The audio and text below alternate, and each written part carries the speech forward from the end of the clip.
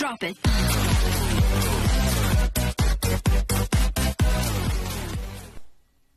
Assalamualaikum warahmatullahi wabarakatuh. Hai anak-anak semua, apa kabar? Semoga kalian selalu dalam keadaan sehat ya.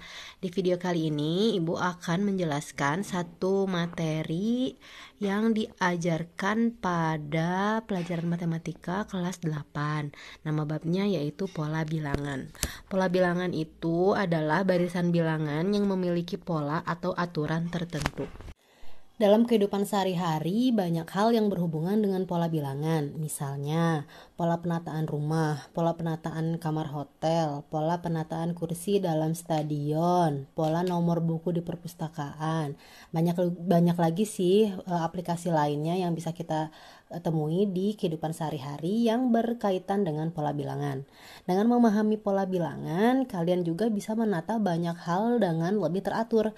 Setelah memahami materi tentang pola bilangan, diharapkan kalian akan peka terhadap pola-pola dalam kehidupan di sekitar kalian. Jika kalian pernah dengar tentang tes potensi akademik, itu biasanya tes TPA ya, dipakai untuk masuk ke misalkan universitas atau ke instansi-instansi untuk bekerja. Kalian akan melihat banyak soal terkait dengan pola bilangan. Hal itu berarti pola bilangan menjadi tolak ukur dalam menentukan kemampuan akademik seseorang. Oleh karena itu, materi pola bilangan ini penting untuk bisa kalian pahami. Nah, apa aja yang akan kita pelajari pada bab ini? Yang pertama adalah pola bilangan dalam kehidupan sehari-hari. Meskipun tadi juga Ibu sudah sebutkan beberapa contohnya, nanti Ibu juga akan menjelaskan contoh-contoh yang lainnya ya. Kemudian yang kedua, kita akan membahas pola pada bilangan bulat. Oke, kita masuk ke subbab yang pertama, yaitu pola bilangan dalam kehidupan sehari-hari. Misalnya ketika kita mencari alamat rumah seseorang dalam suatu kompleks perumahan, kita akan melihat pola nomor rumah tersebut, sisi manakah yang genap atau yang ganjil, apakah urutan nomor rumahnya semakin bertambah atau berkurang. Kalau kalian tahu urutan dari perumahan tersebut dan rumah yang kalian tuju adalah rumah yang bernomor ganjil, otomatis kalian akan mencari sisi pada urutan yang ganjil, seperti itu. Dengan memahami pola nomor rumah tersebut, kita akan dengan mudah menemukan alamat rumah tanpa melihat satu persatu nomor rumah yang ada dalam kompleks perumahan tersebut. Menemukan pola bisa menjadi suatu hal yang menantang ketika kita ingin menemukan pola suatu data dalam berbagai situasi yang berbeda. Berikutnya yaitu pada pola pita berwarna. Pada pola pita yang berwarna merah putih, di sini terlihat bahwa warna merah itu selalu berada pada nomor yang genap, dan yang berwarna putih adalah yang berangka ganjil. Sehingga tanpa memperpanjang pita, kita bisa mengetahui warna pita pada bilangan yang sangat besar. Misalkan kita ingin mengetahui warna pita pada urutan ke 100. Tentu 100 itu adalah termasuk bilangan genap, sehingga warna pita pada bilangan 100 itu akan berwarna merah. Lain halnya untuk pita yang warnanya ada 3, yang ada di bawah ini. Warnanya itu ada merah, putih, dan biru. Nah, di sini kita harus menentukan polanya, kapan dia akan muncul warna merah, kapan dia akan muncul warna putih, dan kapan dia akan muncul warna biru. Ini ada perhitungan tersendiri karena kita harus mencari polanya dulu. Dan ini nanti akan Ibu jelaskan terpisah ya dari video ini. Nah, ada aplikasi pola bilangan itu dalam pembuatan kolam renang. Berikutnya yaitu pada sebuah lampu hias yang berubah warna dari hijau, kemudian kuning, kemudian merah, dan seterusnya seperti itu, berubah setiap 2 detik dengan pola yang sama. Nah, pada kasus lampu hias biasanya pertanyaannya bisa warna lampu apakah yang menyala pada urutan ke-30 misalkan, atau pada detik ke-60. Jadi ini juga ada perhitungannya. Nanti akan Ibu jelaskan di video terpisah. Kemudian bisa juga kita temukan pada cabang pohon. Sebuah cabang pohon terus bercabang dengan pola teratur seperti gambar berikut. Pertanyaannya bisa jika cabang pohon tersebut terus tumbuh dengan pola yang teratur seperti gambar ini ya, maka tentukanlah banyak cabang pada lapisan ke-8, atau pertanyaannya bisa juga jumlah cabang pohon sampai lapisan ke-8. Seperti itu. Oke, kita masuk ke subbab yang kedua tentang pola pada bilangan bulat. Yang pertama ada pola bilangan genap. Pola bilangan genap ini urutan bilangannya yaitu 2, 4, 6, 8, 10. Nah, kalian bisa nggak menentukan setelah 10 itu kira-kira angkanya berapa? Iya, betul, itu adalah 12. Nah, kenapa kalian tahu itu angkanya 12? Karena di sini ada polanya. Polanya apa? Dari 2 ke 4 itu ditambah 2, dari 4 ke 6 juga ditambah 2, dari 6 ke 8 ditambah 2, sehingga untuk mencari titik-titik ini sebenarnya titik-titiknya bukan berarti berhenti ya, artinya titik-titik itu dia tidak terhingga. Jadi kalau misalkan ada tulis 2, 4, 6, 8, itu setelahnya 10, nanti setelah 10 kan 12, karena kita tahu aturannya itu atau polanya itu selalu ditambah 2 kan. Berarti dari 10 itu ditambah 2, jawabannya 12. Nah, dari 12 ini kalian tetap harus menuliskan kembali titik-titiknya. Itu kenapa? Karena ini barisannya tidak terhingga, bisa diteruskan sampai angka berapa aja, angka-angka yang besar gitu. Jadi setelah kalian tulis 3, misalkan biasanya pertanyaannya tentukan 3 bilangan berikutnya gitu ya, dari pola ini. Berarti nanti nulisnya 10, setelah itu 12 karena polanya ditambah 2, dari 12 ditambah lagi 2 menjadi 14, dari 14 ditambah lagi 2 jadi 16. Dan kalian tulis kembali titik-titiknya ada 3, 1, 2, 3 gitu ya. Itu untuk menentukan 3 bilangan setelahnya ya, selanjutnya. Nah, pertanyaan berikutnya bisa jadi adalah menentukan bentuk umum dari suatu pola bilangan. Nah, untuk menentukan polanya atau bentuk umumnya, karena kita tahu ini adalah aturannya ditambah 2 ya. Ini 2 itu kita sebut sebagai suku pertama atau kita sebut sebagai U1. Ditulisnya di sini U1 sama dengan 1. 4 itu disebut U2, berarti nulisnya U2 sama dengan 4. Kemudian 6 itu suku ketiga, berarti U3 sama dengan 6. Nah, kita harus menemukan hubungan atau aturan yang ada kaitannya dengan angka-angka ini, 1, 2, 3. Nah, biasanya lebih mudah adalah di sini dari suku yang kedua, karena untuk suku yang pertama itu biasanya sulit. Nah, ini butuh latihan untuk bisa melihat kira-kira polanya diapain ya, atau aturannya seperti apa. Nah, di sini tuh harus ditulis angka 1, 2, dan 3. 1 ini berarti U1, 2 ini adalah U2, 3 itu dari U3. Kenapa? Karena kita nanti akan mengeneralisir ya namanya. Nah, maaf, di sini U1-nya 2 ya, sorry. Di sini 2, di sini 2. Sebentar, Ibu perbaiki dulu. Nah, di sini harusnya itu 2. U1-nya 2. Berarti di sini 1 harus diapain sehingga hasilnya 2. 2 ini harus diapain nanti hasilnya 4. 3 ini harus diapain nanti hasilnya 6. Nah, betul udah kelihatan ya kalau ini ya. Jadi 2 yang di sini biar jadi 4 berarti dikali 2 ya. Maaf.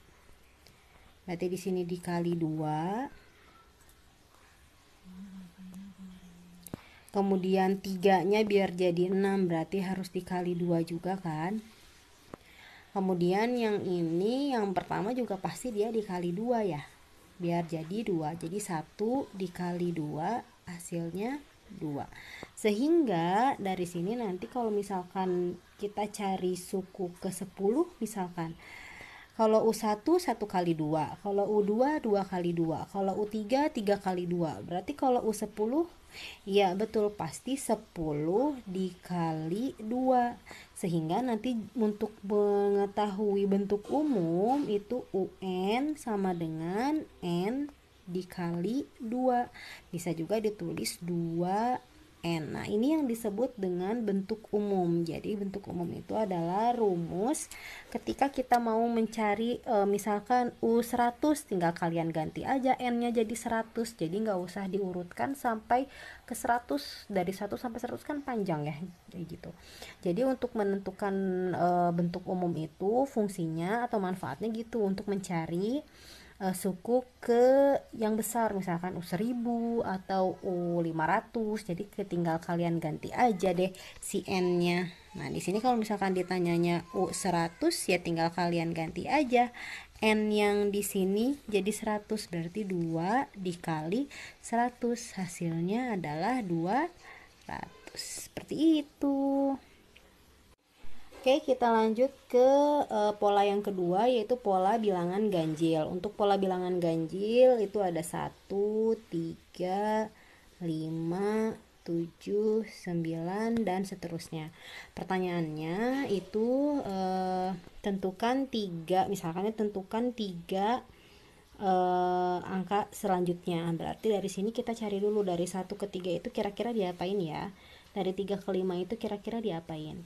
Ya betul, polanya itu dari 1 ke 3 itu ditambah 2, dari 3 ke 5 ditambah 2, 5 ke 7 ditambah 2, sehingga nanti di sini setelah 9 ditambah 2 itu nanti jawabannya adalah ya 11. Kemudian setelah 11 tambah 2 jadi 13, dari 13 tambah 2 hasilnya 15. Nah, jadi jawabannya kalau pertanyaannya adalah tentukan 3 angka selanjutnya, berarti 11, 13, dan 15.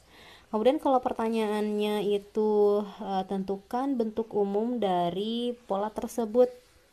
Nah, untuk bentuk umum berarti kita cari seperti tadi. Untuk tulis dulu suku satunya. Suku pertamanya adalah 1, suku keduanya adalah 3, suku ketiganya adalah 5. Nah, dari sini kira-kira si apa hubungannya si angka 2, angka 1, angka 3 ini dengan hasil 135. Nah, kalau di sini sepertinya ini kalian bisa coba-coba ya. Mungkin 3 itu 2 tambah 1 ya. Kalau misalkan di sini kita tulis 2 tambah 1, apakah 3 tambah 1 juga akan jadi 5? Enggak ya. Jadi aturannya mungkin bukan 2 tambah 1 atau bukan juga N tambah 1. Jadi di sini mungkin 2 ini adalah 2 kali 2 kurang 1. Nah, 2 yang ini dapatnya dari 2 ini. Ya. Kita cobain ya yang U3. Untuk U3 bisa enggak 2 dikali 3 dikurang 1. Nah, 2 yang ini 3-nya ini dari sini. Nah, mungkin di sini bentuknya juga akan sama. 2 dikali 1 dikurang 1. Apakah jadi 1? Ya, betul. Jadi 1-nya dari sini, 2 ini dari sini, 3-nya dari sini. Sehingga nanti kalau misalkan ada pertanyaan U10, kira-kira jawabannya berapa? 2 dikali 10 dikurang 1. Ini dikali ya. Berarti jadi hasilnya nanti 20 kurang 1, 19. Nah, polanya udah ketemu, tinggal kalian ganti si angkanya sama huruf N. Jadi UN sama dengan 2 kali N dikurangi 1. Ini adalah bentuk umum untuk yang bilangan ganjil. Nah, untuk yang kuadrat seperti apa? Untuk pola bilangan kuadrat di sini ada angkanya atau barisannya 1, 4, 9, 16, 25. Nah, kira-kira aturannya seperti apa ya? Kalau misalkan 1 ke 4 itu ditambah 3, 4 ke 9 itu ditambah 5, 9 ke 16 itu ditambah 7. Loh, kok dia jadinya nggak berpola ini ya? Sebetulnya ini berpola. Nah, polanya itu ditambah dengan bilangan ganjil kan. Tapi nanti kita kesulitan untuk mencari kira-kira untuk urutan ke atau suku ke 10 berapa ya. Nah, di sini ada yang lebih mudah juga. Ada yang lebih mudah lagi gitu caranya. Nah, 149 itu satu itu sama dengan 1 kuadrat, betul nggak? 4 itu sama dengan 2 kuadrat. Dan 9 itu sama dengan 3 kuadrat. Sehingga kita bisa menentukan setelah 25 itu pasti ya betul 36 karena urutannya 1 2 3 4 5 6 36 itu urutan ke-6 sehingga di sini ada 6 kuadrat ya. Nah, sehingga kalau misalkan kalian kalian menemukan pertanyaan menentukan suku ke-10 pasti ngejawabnya 10 kuadrat ya. Sehingga bentuk umumnya adalah ganti si 10 ini sama n. N-nya pasti n kuadrat. Si bentuk umumnya untuk yang bilangan kuadrat. Bentuk umumnya seperti itu.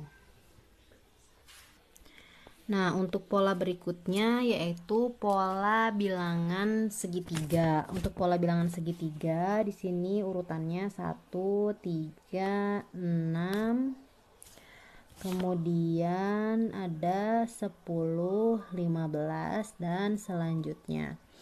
Nah, di sini kita bisa mencari cara mencari polanya. U1 itu sama dengan 1, U2 itu adalah 3, U3-nya adalah 6.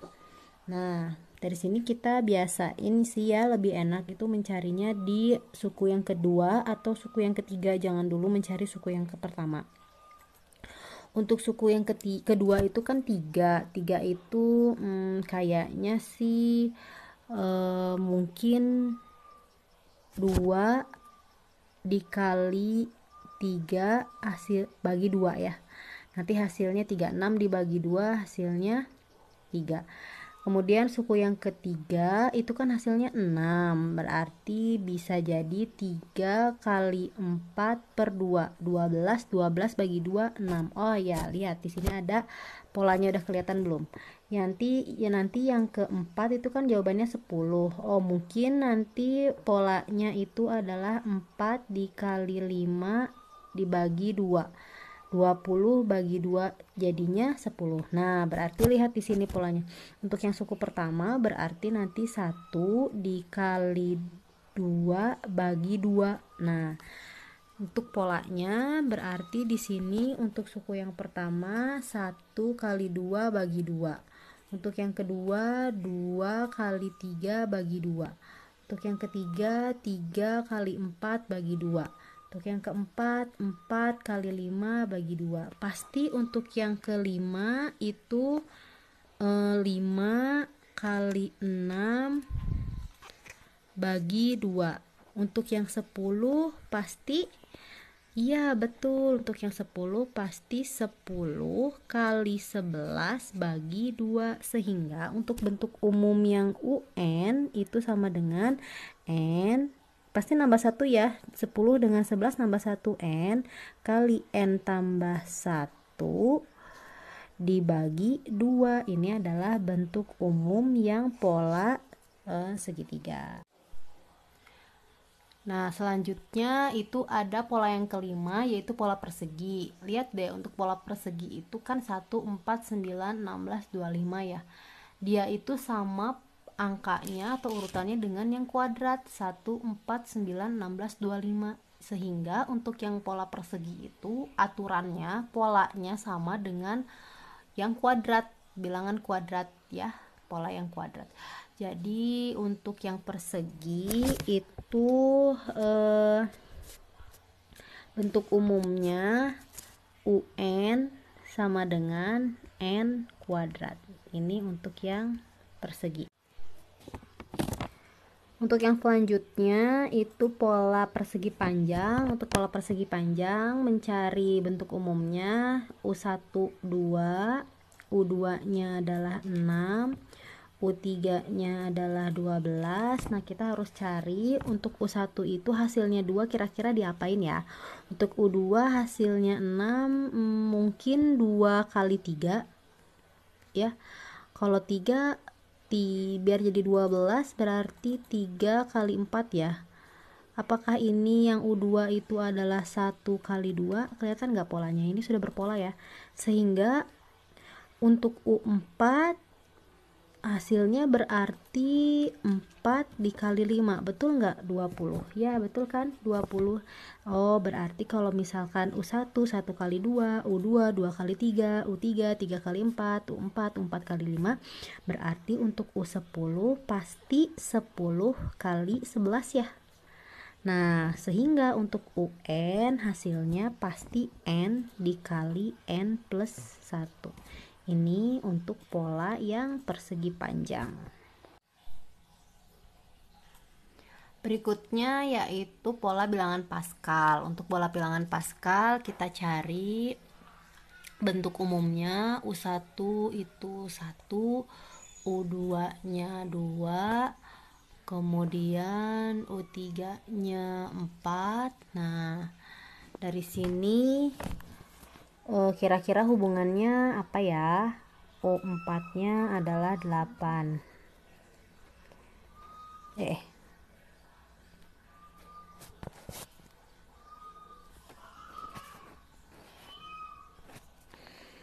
Nah, di sini kelihatan ya untuk 2 itu sama dengan 2 pangkat 1, betul nggak jadi 2? Ya, 4 itu adalah 2 pangkat 2, kemudian 8 itu 2 pangkat 3. Nah, berarti di sini untuk menghasilkan 1 itu sama dengan 2 pangkat 0. Lihat deh, U1 2 pangkat 0, U2 2 pangkat 1, 3 jadi pangkat 2, 4 jadi pangkat 3. Pangkatnya berkurang dari si N-nya kan. Sehingga kalau misalkan kita mau cari U10 hasilnya pasti 2 pangkat 9, betul. Jadi untuk bentuk umumnya UN adalah 2 pangkat N min 1. Ini untuk bentuk umum dari pola bilangan Pascal. Yang terakhir yang akan kita bahas yaitu pola bilangan Fibonacci. Untuk pola bilangan Fibonacci barisannya itu 1, 1, 2, 3, 5. Nah, jadi aturannya seperti apa? Untuk Fibonacci itu adalah penjumlahan dari dua suku sebelumnya. Jadi 2 ini didapat dari menjumlahkan 1 dan 1. Nanti hasilnya adalah 2. 3 yang ini dihasilkan dari penjumlahan 1 dan 2. Dan 5 yang ini penjumlahan dari 2 dan 3. Sehingga setelah 5 pasti jawabannya atau angka berikutnya yaitu 3 ditambah 5 hasilnya 8. Nah kemudian setelah 8 adalah 5 ditambah 8 yaitu 13. Nah itu adalah aturan Fibonacci. Jadi Fibonacci itu menjumlahkan dua suku sebelumnya. Nah ini pola-pola pada bilangan bulat yang kita bahas ya. Sebetulnya banyak juga sih yang lainnya, pola-pola yang lain, tapi ini aja yang dibahas untuk di bab ini. Kita lanjut melihat contoh soalnya. Yang pertama, tentukan 3 bilangan selanjutnya dari barisan bilangan berikut. Di sini Ibu ambil contoh dari buku paket ya. Yang pertama itu yang A ada 100, 95, 90, 85. Kira-kira kalian tahu nggak aturannya apa? Ya betul, dari 100 ke 95 itu dikurangi 5 ya. Kurangi 5. Kemudian 95 ke 90 juga dikurangi 5. 90 ke 85 kurangi 5. Berarti untuk setelah 85 dikurangi 5 hasilnya adalah 80. Setelah 80 jawabannya adalah Iya, betul 75. Dari 75 dikurangi 5 hasilnya adalah 70. Sehingga jawaban 3 bilangan selanjutnya dari pola yang pertama yaitu 80, 75, 70 dengan aturannya dikurang 5. Kemudian untuk nomor 2, yang nomor 2 ada 2, 6, 18. Nah, kira-kira ini aturannya apa ya? Oh iya, 2 ke 6 itu mungkin dikali 3, betul nggak? Ya, dari 6 ke 18 juga dikali 3. Hasilnya adalah 54. Kemudian setelah 54 dikali lagi dengan 3, itu hasilnya adalah 162. Kemudian 162 dikali lagi dengan 3, itu hasilnya adalah 486 ya. Ini untuk yang poin B. Yang C 320, 80, 20, kira-kira aturannya seperti apa ya? 320 ke 80 kira-kira dibagi 4 ya. Dibagi 4. Betul nggak? 80 dibagi 4 itu hasilnya adalah 20? Iya, betul. Sehingga dari 20 dibagi 4 hasilnya 5. 5 dibagi 4 hasilnya 5 per 4 ya. 5 per 4 dibagi 4 hasilnya 5 per 16. Ini untuk yang C. Kemudian kita lanjut untuk yang barisan yang terakhir. 1, 3, 4, 8, 7, 13, 10. Nah, untuk yang ini sebetulnya ini adalah dua barisan yang digabung menjadi satu. Jadi dari 1 itu bisa langsung loncat ke 4, loncat lagi ke 7, loncat lagi ke 10. Kenapa? Karena dari 1 ke 4 itu ditambah dengan 3, 4 ke 7 itu ditambah dengan 3, 7 ke 10 ditambah dengan 3. Berarti 10 ditambah 3 hasilnya adalah 13. Ini untuk yang nanti di tengah-tengah ini aturannya dari 3 ke 8. Dari 3 ke 8 itu ditambah 5, 8 ke 13 itu ditambah 5, 13 ditambah 5 itu hasilnya adalah 18. Kemudian 18 ditambah lagi dengan 5 hasilnya adalah 23. Sehingga jawabannya adalah 18, 13, dan 23. Seperti itu. Oke, kita lanjut ke contoh soal yang kedua. Contoh soal yang kedua adalah sebuah cabang pohon terus bercabang dengan pola teratur seperti ditunjukkan pada gambar berikut. Jadi di lapisan yang pertama itu ada 1 cabang, di lapisan yang kedua itu ada 2 cabang. Bisa kita tulis di sini.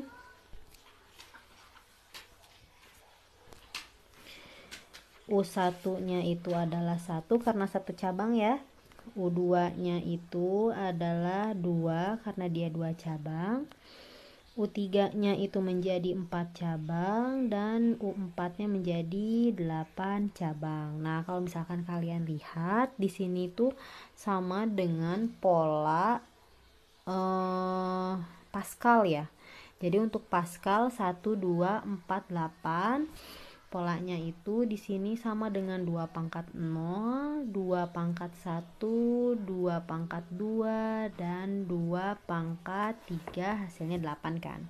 Nah, pertanyaannya tentukan bentuk umum berdasarkan pola cabang pohon di atas. Nah, bentuk umumnya kalau U1 adalah 2 pangkat 0, U2 adalah 2 pangkat 1, U3 adalah 2 pangkat 3, sehingga kalau misalkan pertanyaannya adalah lapisan ke 10, misalkan ke 100 deh ya, berarti pasti dia berkurang 1 kan pangkatnya, jadi 2 pangkat 9. Nah, sehingga untuk bentuk umumnya UN adalah 2 pangkat N-1. Ini untuk untuk menjawab pertanyaan bentuk umum dari cabang pohon tersebut. Nah, untuk menentukan banyak cabang pohon pada lapisan ke-10 berarti tinggal kalian ganti N-nya menjadi 10, sehingga U10 sama dengan 2 pangkat 10 kurang 1 hasilnya adalah 9. Ini untuk menjawab pertanyaan yang poin B. Seperti itu. Demikian materi tentang pola bilangan, mudah-mudahan mudah dipahami ya. Untuk pertanyaan, bila ada yang mau ditanyakan, silahkan di kolom chat. Mohon maaf bila ibu ada salah kata. Terima kasih sudah menyimak video ini. Wassalamualaikum warahmatullahi wabarakatuh. Dadah.